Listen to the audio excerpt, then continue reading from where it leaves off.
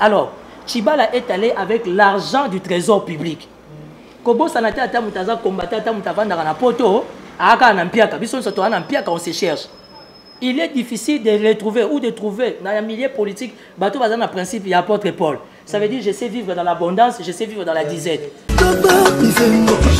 Papa Etienne Tshisekedi Kundama, c'est vrai, pourquoi? Parce que tu connais la loi belge qui n'a rien à voir avec la loi congolaise. La loi belge, à ce que je sache, ça veut dire qu'on ne peut pas garder quelqu'un pendant plus d'un mois. Ça veut dire que Tchibala a qu'un bon, il y a République. Tiens, ça les pleure. Pour preuve, Tchibala a fait une grosse bêtise dans TV5. Il est allé dire que c'est le plus vieux opposant, il a fait 36 ans. Oui. Au-delà de tout attendement, Bruno Tchibala est allé dire à la télé, j'ai été consultant en prison. Ça veut dire mon pays. La République démocratique du Congo est dirigée par un premier ministre qui est prisonnier, qui est en liberté provisoire, en plein 21e siècle. Moutou Azé Lima, Batretarana et Bongote. Même Tazé Lima, Bakanga qui est dans la prison, comment tu peux juger le pavon? Papa, pour ça, na caméraman, n'a expliqué ta poto comment on a arrêté mon intime. Yebisa Tchibala, trop qui paye.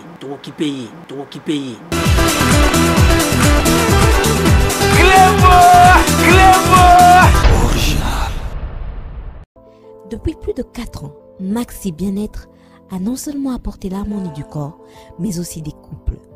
Aujourd'hui, Maxi Bien-être est reconnu comme la solution idéale pour le maintien du bonheur au sein des couples. Au-delà du bonheur, Maxi Bien-être ajoute un rajeunissement intérieur qui nous donnera chaque soir une perpétuelle envie de revenir au logis familial après une dure journée de travail. Avec Maxi Bien-être, dites au revoir au maux de dos et à la fatigue physique. Maxi vous procure une force physique permanente qui changera votre vie. Chaque soir, célébrez joyeusement votre amour avec votre alter ego comme au premier jour. Maxi Bien-être peut aussi être utilisé comme une solution indéniable aux problèmes d'hémorroïdes. Maxi Bien-être est une solution buvable, très facile et pratique à utiliser. Ouvrez la boîte Maxi Bien-être. À l'intérieur, 6 sachets portant le logo Maxi. Ouvrez le sachet par le bord, versez le contenu du sachet dans un verre d'eau tiède, mélangez avec une cuillère et c'est tout. À travers le monde, plusieurs couples ont adopté Maxi Bien-être dans leur routine quotidienne et vivent désormais une intimité conjugale excellente. Alors, attendez-vous pour vous joindre à la révolution Maxi Bien-être. Pour vous procurer Maxi Bien-être, c'est facile. Appelez au numéro 00 33 78 220 12 51 et 00 33 14 16 77 751 ou encore allez sur le www.maxibienêtre.com pour trouver un revendeur agréé près de chez vous. Maxi Bien-être, l'harmonie du corps et des couples.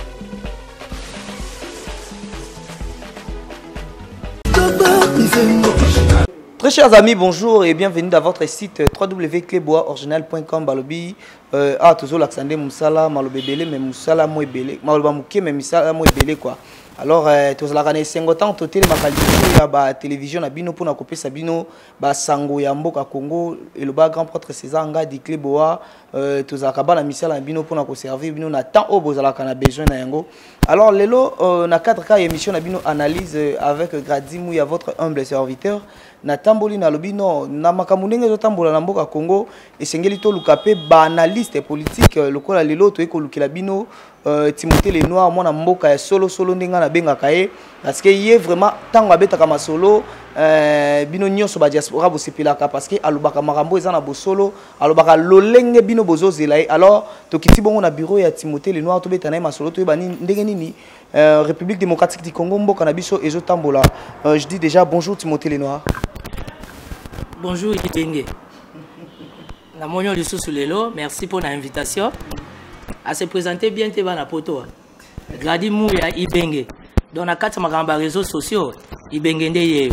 Et lorsque tu otala na mondial to beta biso mibale, na na marqué babi. Merci beaucoup Timothée Lenoir. Timothée Lenoir est Congo, République démocratique du Congo, santé politique et Ibenge Gradi Mouya, merci une fois de plus pour l'invitation. Batouamonanga Kalepa Nayo, les lots vont découvrir l'idéologie d'Engeza. Le pays va très mal, le pays est malade, le pays souffre. Na minito baoze la biso na Nations Unies, mais Tina Kwanye, ndenge Kester Azarolo bapé à son âme Tina Kwanye. Donc le pays va très très mal, le pays est malade, les fonctionnaires ne sont pas payés, les enseignants ne sont pas payés, les militaires ont du mal à toucher leur salaire, les policiers ils sont les plus négligés dans ces pays. Naouti, Ndanaleki, Naba, Congo, hôpitaux sont fermés. Ah, on a Kinshasa, pour parler d'abord de Kinshasa, hôtel de ville, il y a 10 mois impayés. En l'Assemblée provinciale, il y a 6 mois impayés. On a déjà un cas, n'en parlons pas. Donc, bref, le pays va très mal, le pays est malade, le pays souffre. Heureusement que l'espoir les allait. Pendant que les balles, le prophète a balle, mais il y a 50, il y a toujours et voilà, on est là. Timothée Lenoir, le 19 septembre 2016, le 19 septembre 2017, il y avait déjà combattant et la République démocratique du Congo, qui a un peu pour le pouvoir, parce qu'il y a un changement de côté.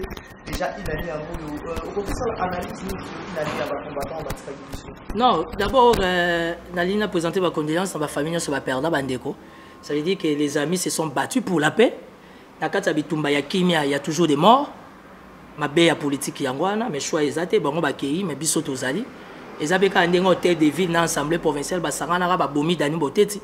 Ndenge ba boma pe Marius Gangale, ba linga ba boma honorable Jean-Jacques Mutuale. Na kuzukuta ya moko ba lingela ki honorable Zakari Boul yepe kaka ondeti kaka sali accident we ba monter un coup. Donc c'est ça le combat de la démocratie et Zabongo. Kimia na milimo na bango, mais tozali. Ça veut dire que nous sommes dirigés à un gouvernement qui n'a pas le sens de l'humanisme, qui n'a pas le sens du patriotisme. Bazo les Ghana TV, bazo tout à tolo, mais en soi, bah vraiment zéro. Hein. Quand on dit que c'est pas pareil. Dans ce tellement gouvernement Congo, la population, félicitations à Jibin Piana, c'est pas pareil. Donc, Maraming. Lobby Mbokalabiso, tout le monde a qui s'unit sur Bana Mamika pour qu'il classe. Et après, moi, mon bout, le Salamaki, bazo dans la classe suite, il y a pour foutre professeur Isaac va déclarer que non, professeur va impayé.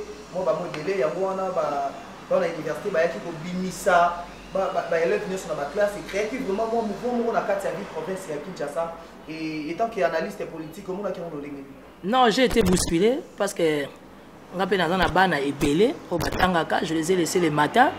Na ke garage na Ngiringiri, mais na biso ke na Ngiringiri, na moni ba maman na maputa na tolo na ba cinglé. J'ai pas compris, non, bah, l'État n'a pas bandal, pagaille total. Dans ma campagne, il y a un scandale. Alors, biso tout ça déjà civil. Du fait déjà que les soldats au bas, ils garde des corps, la garde présidentielle, la police, il y a l'état-major général qui récupéré. On a compris que la situation était catastrophique. Et la première des choses, qu'est-ce qu'il faut faire pour te réaliser la réalité? Il faut d'abord évacuer les enfants. Sinon, tout récupérer sincèrement le 19 na la classe parce que normalement on a clarté après avoir des informations dans les réseaux sociaux même la majorité malheureusement on maîtriser la situation en côté ça veut dire que on a plus l'esprit pour comprendre rien besoin maîtriser rien mais pour des raisons de sécurité on a d'abord gardé les enfants à la maison mais ça prend ministre Chibala biso de côté on a banque pour te foutre là-bas na Minerval. Donc, ce qui est année blanche, tu es occupé. Il y a ça Chibala, tu es occupé. Dengue aux hommes de l'ango, car on a bien étant qu'analyste politique, nous sommes de l'ango, direct aux hommes qui sont année blanche. Non, Ali, on est ok, n'allez qu'on proclamer année blanche, mais ça craint. Soyons réalistes, ça craint. Il y a un ça Chibala, s'il est allé raconter sa vie à TV5, à Tozelaï. Parce que na TV5, à quel oba vie naïe, à Sali 36 ans, les Ganan.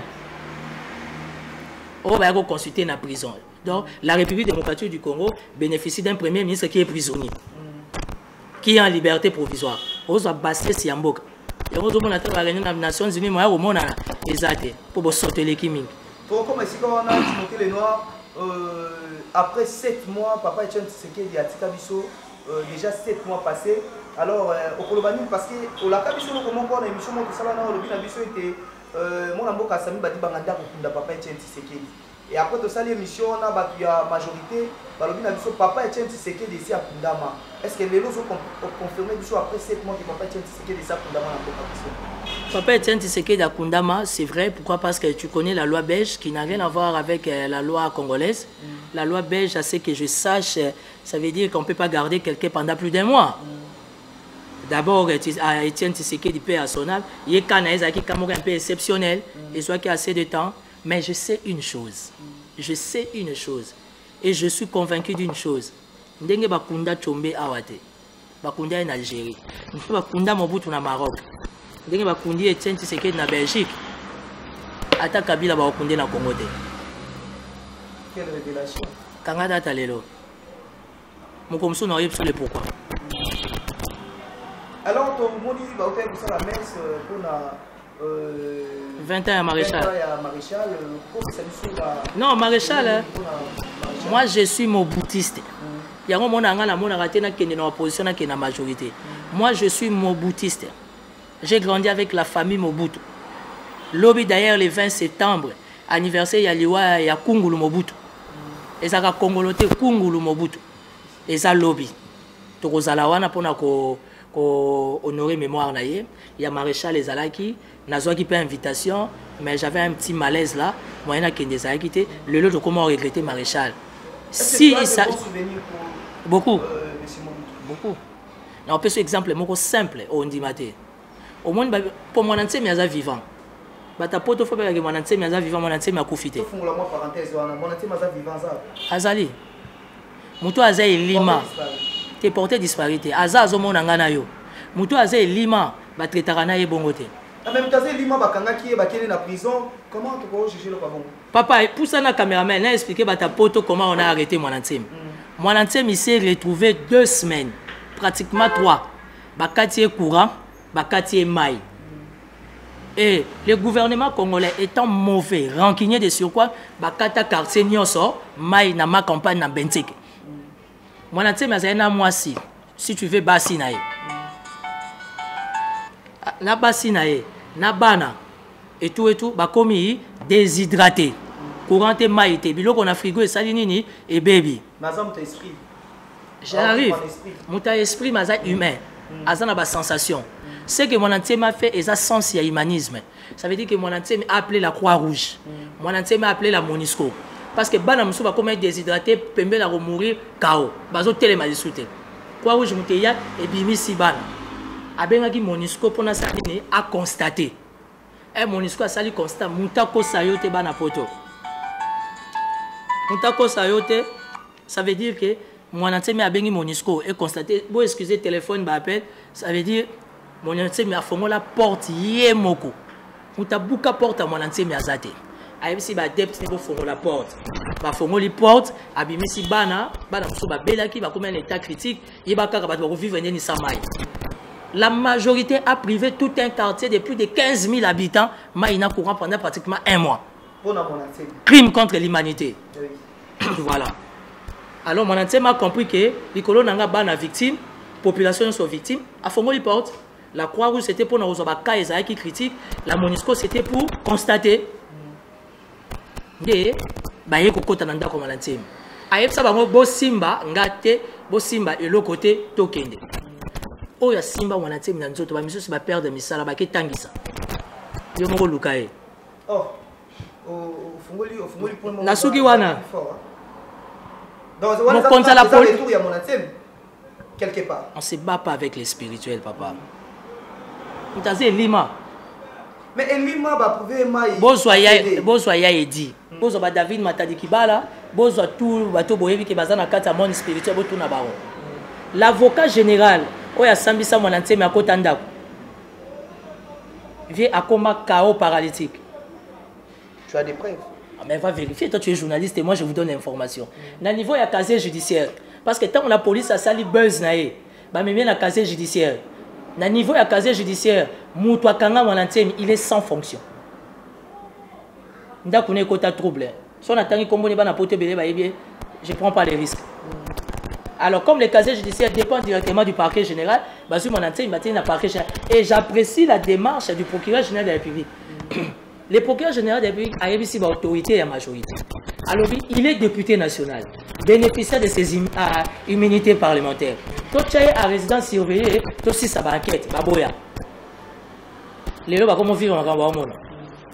je t'informe que mon antenne n'a pas encore fini.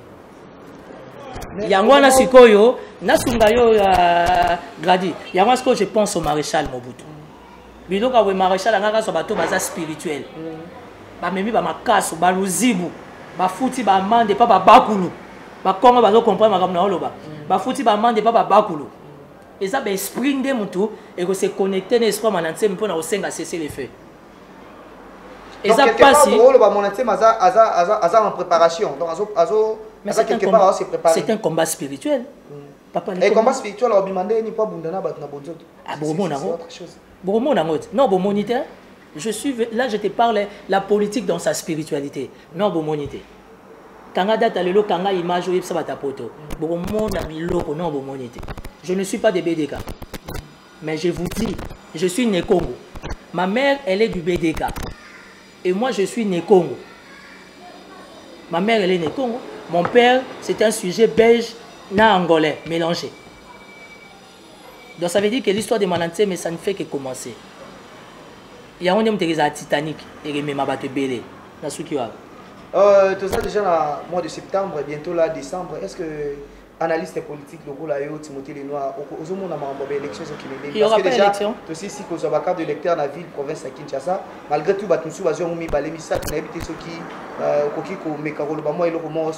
il n'y aura pas élection. Pourquoi il n'y aura pas élection?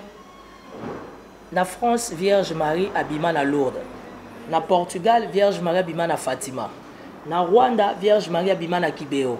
Na République démocratique du Congo, à l'époque Zaïre, Vierge Marie, Abima à Kingasani. Na site Marianne Zété et Kaoka. Aujourd'hui, le Vatican reconnaît que la Vierge Marie s'est révélée à chose, où c'est à Kingasani, auprès du voyant Raphaël Ningakwetu. Je suis son porte-parole. À Yébissanga, la 2015, élection qui a été en 2016. Tu as raté l'élection en 2016. Abi Papa Timothée, je crains. Tu as raté 2018, tu as raté en 2021. Et ça, projection à majorité. Ce qu'on a dit, débat à majorité, on va envisager l'élection en 2021-22. On a évité ça aussi.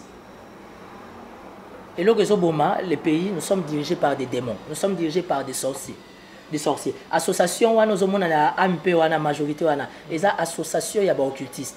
Heureusement pour nous, les Congolais, après avoir prié, Dieu s'est décidé de tout arranger. C'est vrai qu'il n'y aura pas les élections, mais il y a une surprise qui arrive, qui va tout changer. Non, on a rose à la claire. Quelle surprise qu'on s'est préparé pour la claire, la question elle est spirituelle. La RDC est dans la volonté de Dieu. La RDC n'est pas dans la volonté des familles Kabila ou encore de la majorité. La RDC est dans la volonté de Dieu. Et vu que la majorité a nyongi population, ce peuple a prié, Dieu a écouté. Et maintenant la colère de Dieu les okita. Pour dire que changement et ça sera automatique. Pour quand? Très bientôt. Nicolas a recompté. 2021. 2021, Moussika. Tu as fêté bonne année, la surprise, na magambo ebele. Timothée Lenoir, est-ce que vous savez que l'image est exotique? Oui, l'image est exotique.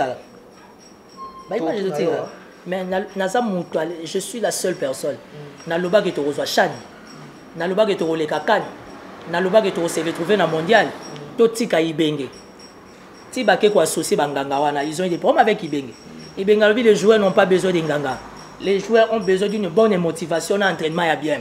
La FECOFA, il y a des choses qu'on ne sait pas dire devant la caméra, tu as révélé Marambouébélé. Mais quelque part, le monde satanique ne veut pas que la RDC bénéficie de ses coupes. Au monde mondial, il y a la RDC. Mais nous sommes en train de les perdre parce que la majorité le sait.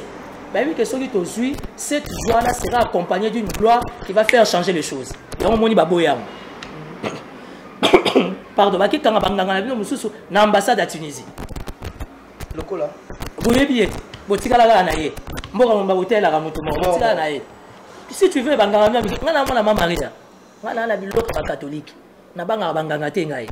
moi j'ai vu, je dépends de la volonté du ciel. naza mwana Minga Kwete nzete ekauka. Minga Kwete maîtrise les mouvements de la danse du soleil. À la mystère, il y a 12 étoiles dans Moutunae. Moi, j'en ai 7. Voilà. Et ça, il y a qui ngangate, ils ont des bons zambés. Pour venir au espoir na bakis. Il y a un tata majorité ba comme si bana ba PD. So boza na moi na bino, asa accompagner ba viana majorité boy ba kaza misala mabe. Mais c'est Timothée Lenoir tobetana nous séjour il y a premier ministre na Mboka Paris, premier ministre accueilli. Tout le monde a qui bisonio soki. Aussi le la musicien Riti Watana Betang a se préparer concert na Olympia. Ndenge ni ba combattant ba se mobiliser qui pour na ba annuler concert wana. Mais bateau yo baza à la base. Bateau yo ba combattant ba ganga ke tozo bunda la mboka Congo pour na bateau inter dans la politique. Mais tout le monde premier ministre akenaye na mboka wana afandi à l'aise à sa mission na à l'aise. Chibala ndeko gradi na kati o maloba. Chibala n'était pas à l'aise. Chibala est allé en Europe comme un prisonnier. Azaki na système à cache-cache. Et puis mais il est du devoir. Des émissions... Il est du devoir par rapport à l'accord diplomatique. Comme c'est un premier ministre, la République française ou encore la Belgique ne pouvait que sécuriser étant premier ministre en mandat à Némi Moula Nyaboto la signature. Pour votre information. Alors, Chibala est allé avec l'argent du trésor public. Kobo Sanata Tamutaza combattant Tamutavanda na poto. On se cherche. Il est difficile de retrouver ou de trouver dans un milieu politique, bateau bazan principe il y a apôtre Paul. Ça veut dire je sais vivre dans l'abondance, je sais vivre dans la disette. Ça veut dire que Chibala a qu'un bon il y a république. Tiens ça les pleurs. Pour preuve, Chibala a fait une grosse bêtise dans TV5. Il est allé dire que c'est le plus vieux opposant, il a fait 36 ans. Oui. Au-delà de tout attendement. Bruno Chibala est allé dire à la télé, j'ai été consultant en prison. Ça veut dire mon pays. La République démocratique du Congo est dirigé par un premier ministre qui est prisonnier, qui est en liberté provisoire, en plein 21e siècle. C'est de n'importe quoi, Ndegonangaï. Et vous voulez quelqu'un comme moi consensueux, Aléna, la majorité, dans les pays dirigés, le chef de l'État a approuvé, a signé un décret nommant un premier ministre en liberté provisoire. Tout ça, mais au moins, par là, il faut comprendre que Mobutu fasse quoi.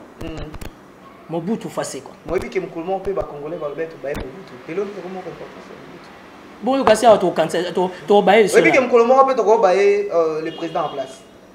Kabila était dans la volonté de Dieu. Je suis précis dans mes propos. Était dans la volonté de Dieu. Dieu n'est plus avec lui. C'est parce qu'il s'est fait mal entourer. En 1975, le 15 septembre 1975, Mobutu a fait pacte avec le diable. Abi, je suis prêt à faire pacte avec les diables. Dans le langage spirituel, je suis prêt à Saliaron. Je suis prêt à faire pacte avec les diables afin que la paix règne aux Zaïre. Et Mobutu avait signé pacte avec les diables pour paix.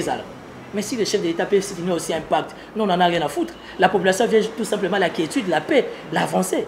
Vous me parlerez aujourd'hui des gens qui pèsent plus de 10 000, 20 milliards de dollars. Aussi longtemps, on ne sait pas payer les fonctionnaires, les militaires, les policiers, les choses, comment on appelle les infirmiers. Na outi matadi ba hôpitaux tu es à Rokanga. Na gouvernorat ya matadi ils ont fait 11 mois impayés. Na Kinshasa awa n'en parlons pas. Talandi ba chipso na kata schéma moko spirituel ndako ton Kinshasa tondi na matiti. C'est un schéma spirituel et dans ces pays il y a des gens qui prient. Dans ces pays il y a des gens que Dieu écoute et Dieu va tout mettre fin. Et c'est maintenant. Tangali comme noib ça. Je suis pas passé pour faire du blablabla. Nazo senga na Kleboa. Nazo senga na paparazzi. Au posté local, le pouvoir du Congo va changer dans quelques semaines. Ça veut dire que Dieu est contre ce que son peuple a bénéficié d'ango. Chibala est allé faire la honte. Un premier ministre qui va aller défendre sa nation alors que j'ai été consultant en prison. Papa n'a pas mboka nini. Chibala yana ke somba ndako malumal. So mbongo yo solo ba mema ki yakina mbongo. Et kende ko sala nini? Non mais justement c'est pour faire son show. Toi, tu crois qu'un combattant de surcroît, Aroya vraiment, a assisté à Bete la Chiba à Maboko? C'est n'importe quoi, papa. Donc, quelque part, Bazaki corrompu. Bon, corruption, c'était un mot français, non? Et c'est l'ora cicateur, c'est pas étonnant. C'est que Baboumi moto combe si. Combe si, il était biso tozali. Biso eza. En ce moment, il va que diaspora divisé. Bitumbe uto bimana poto il y a quelques jours qu'on imaginait. Pour nous, oh, balia kimbo machibala. C'est ça la nation. Il y a un moment où il y a attaqué les combattants, il faut comprendre. Mais le roi, tout ça, il dialogue à Luanda, Le gars toujours qui est de Luanda, Funa Tchara Nassé. Tout le monde a la casquette si Angola, ça veut dire quoi? Je soutiens Syndicat Dokolo. Monsieur Kika Yabin Kayoub, le conseiller du chef de l'État, à se permettre à l'Obakeno, parce que ça, l'association Yaba Meti, des gens qui comprennent rien de la politique, ça va politique dans les réseaux sociaux. J'ai aimé la réaction de Didas Pembe. Honorable Didas Pembe, mon bala maman Lina, gratitude. Didas Pembe de la majorité de surcroît. À Sali tweet, il a fait une déclaration forte. Abisogi M. Kika Yabin Karoub a continué ma déclaration à Bongo, moi étant Meti, soutenant Kabila, na la majorité. Comment voulez-vous un conseiller du chef de l'État? D'abord, politiquement, il ne vaut rien. Il ne représente rien. Il est sans base politique. Et puis, Dédé, Kika Yabin Karoub a fini à Pembe. Ça veut dire qu'ils ont fini à Ndundu, qui ont droit à la vie. Et ils ont fini à handicapé, a fini à aveugle. C'est ça un conseiller, un collaborateur proche du chef de l'État. Qui est Kika Yabin Karoub? C'est quelqu'un qui ne représente rien politiquement. Il est zéro. Oh, tu bêta ma solo, Zakari Bababaswe. Tu bêta ma solo, Moïse Katumbi. Tu bêta ma solo, Yabanani, leader Baza. Tu bêta ma solo, honorable Jean-Jacques Moutouale. La présidence, écoute, nous avons la tête à un problème. Mais c'est Timothée Lenoir, tu bêta du solo, où Italie, passeport biométrique. Tant que solo, et le bélo, tant que analyste politique. Non, tant on a qui soit passeport biométrique, sémi, bio, tous ces blablabla, vous voulez. J'ai été écœuré. Tous les seuls pays au monde. Tous on a 3-4 plaques qui a mis tout cas. Et ça, c'est irresponsabilité à gouvernement. Les autres, ils n'ont pas la volonté à obonisa. Les autres, on s'est retrouvés dans des passeports. Moi, mon passeport a au moins 4 à 5 visas. Quel miracle ils vont faire? Un miracle, ça la tête. Ça veut dire qu'ils ont quelque part irresponsabilité. Dans le niveau, il y a des décideurs et tout. Et donc, désolé, moi étant leader d'opinion, analyste politique, j'ai dit non. J'ai dit non, je ne soutiens pas cette démarche. Et au nom de la République, on ne va pas lâcher l'affaire. Et pour citer, tout le monde la troisième dialogue. Troisième dialogue, tout le monde dit Jérémy Kambinga n'a pas le nom, il est derrière, il soutient. Non, je suis désolé pour Jérémy Kambinga. Jérémy Kambinga, à la ministre, je ne pense pas qu'il a faim. Il n'a pas faim en tout cas. Attitude à Germain Kambinga qui est un ami, on se respecte mutuellement, mais je crois que Germain maintenant il a faim. Pour Namakambu, il y a Made in Congo, on a FPI, on dirait s'il y a avant. Et je n'arrive pas à comprendre ça. Comment Germain Kambinga intellectuel de surcroît à Tambour na Bambo Kanyon Sapoto, c'est possible, ton dit ma décision au gouvernement, mais une seule condition, ça veut dire que toi, il y a un passeport, va changer au gouvernement fouta. Un gouvernement irresponsable qui n'arrive pas à payer les militaires, n'arrive pas à payer les soldats, n'arrive pas à payer les fonctionnaires, n'arrive pas à payer les enseignants. Monsieur, la politique c'est la volonté. La politique c'est la volonté. Tu penses que les canaux TV va bien gagner? Tu penses que dans la sollicité et l'autre. Déjà dans les réseaux sociaux, j'ai fait plus de 30 à 40 000 vues. Ça veut dire qu'il n'y a pas que l'Europe. En commençant par mon propre pays. Et toi, tu penses que je ne suis pas sollicité. Je suis un homme de conviction. Moi, j'ai appris une chose. Dans la vie, il faut savoir dire oui, il faut savoir dire non. Comme j'ai le minimum d'un niveau, je ne peux jamais fléchir devant ma prophète à balle. Pour Nangaï, ta majorité, c'est ma prophète à balle. Il y a un sunga bata diaspora, n'a fait comprendre qu'il faut pas ça la choix. Les cambas passeport, on est que les catés. Ce que l'équipe, surprise des oya. Pour terminer, Timothée Lenoir, rôle banini n'a pas de balandi bisu l'émission. Conclusion les amis. Conclusion la ngana pesi batapo tombote. Timothée Lenoir, leader d'opinion, analyste politique. Je soutiens Syndicat Dokolo, quelqu'un qui a une grande part de responsabilités dans le cadre de combat. Syndicat Dokolo fait peur à la majorité. Pour moi, l'identité, c'est que je suis un homme de choix, je suis un homme de conviction. Je sais que Syndicat Dokolo a mené un combat loyal. Alors, patriote au-delà de tout attendement, le roi a vu ce photo côté à combat bongo. Alors, on a côté en haut, je soutiens Syndicat Dokolo. Je viens de Londres. Pourquoi pas? Je suis congolais. Ma mère est née Congo. Ma mère est du Congo central. Mon père est belge, oui, ma mère est du Congo central. N'a pas la responsabilité dans Mboka. Ça veut dire que j'étais à Luanda, les dialogues de Luanda et Zosalama. Mais on a. Non, Bita voyage par rapport au dialogue à Luanda. J'ai laissé mettre Jimmy Ngala Sikuna. Moi, je suis rentré parce que ma mère était très malade. Il fallait arriver sur place et trouver des solutions. Là, c'est bon. Naouti Luanda. Et puis le dialogue a été repoussé. Pourquoi? Parce qu'il y avait les élections. Les 25 bon, ça la remise est reprise. Il y a le président Jean Lorenzo, le patriarche Eduardo, il y a Binoa. Total. Donc je rentre en Angola pour continuer le dialogue. Diaspora et que vous le voulez ou pas, alternance est là. Le dialogue n'est pas soutenu par le gouvernement angolais, non. Le dialogue est soutenu par l'autorité, la communauté européenne. On a eu à, comment dire, à se faire découvrir. Et puis, ce syndicat de Colo a été consulté. Il a dit qu'il est partant. Tout ce qui a trait, pardon, la combat à RDC, syndicat de Colo à Kozala. Donc voilà, je suis très content. Nous rentrons là-bas pour débattre en ce qui concerne ma alternance, parce que qu'on les veille ou pas, la majorité ne donnera jamais l'alternance. Alors nous devions nous imposer pour cette alternance. Des gré ou des forces, au nom de la République. Ce pays nous appartient à tous. Et Timothée Lenoir est prêt, comme toujours, à défendre la République.